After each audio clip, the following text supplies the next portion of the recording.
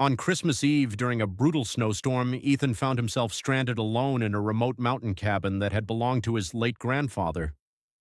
The old wooden house groaned beneath the weight of snow, and the wind howled through the trees like distant screams.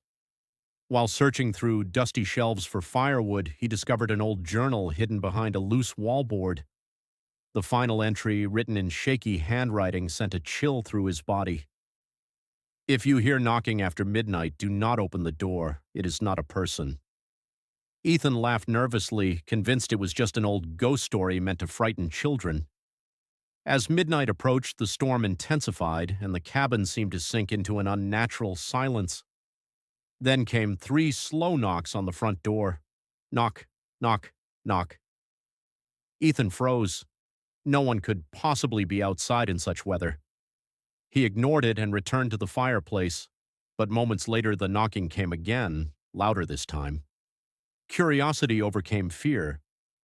Peeking through the frosted window, he saw a lone figure standing in the snow. It appeared to be a little girl wearing an old-fashioned red coat. Her head was bowed and long black hair covered her face. Feeling sympathy, Ethan reached for the doorknob but suddenly remembered the warning in the journal. He stepped back.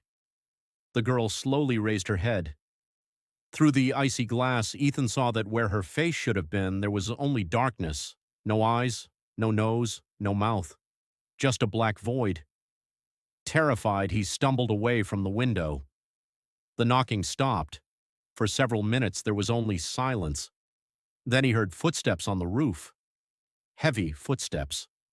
Something was walking above him despite the thick snow.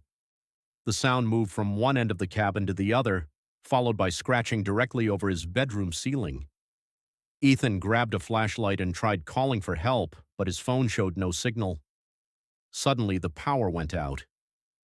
Darkness swallowed the cabin. In the blackness, he heard a voice from the hallway. It sounded exactly like his mother. "Ethan, open the door. It's freezing out here." His mother had died 3 years earlier. Tears filled his eyes as the voice continued, growing more desperate. "Please, Ethan, let me in."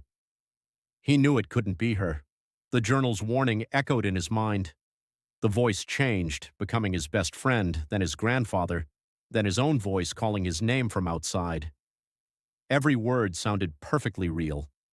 The creature was trying to lure him to the door. For hours he sat beside the dying fire, refusing to answer. Around 3 a.m., the scratching began on the walls. Long nails dragged slowly around the cabin, circling him like a predator. The windows rattled violently. Something slammed against the front door over and over. Ethan squeezed his eyes shut and waited for morning. Just before sunrise, everything stopped. The silence was so sudden it felt unnatural. When daylight finally crept through the windows, he cautiously stepped outside. The snow around the cabin was untouched except for a single trail of footprints leading from the forest to his front door. They were not human footprints. Each print looked impossibly long, with claw-like toes pressed deep into the snow. The track stopped at the door and never led away. Whatever had come during the night had not left.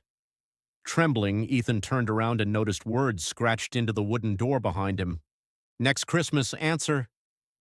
From that day forward, Ethan never spent Christmas Eve alone again. Yet every year as midnight approaches, he hears 3 slow knocks somewhere nearby, and each Christmas the knocks seem a little closer than before.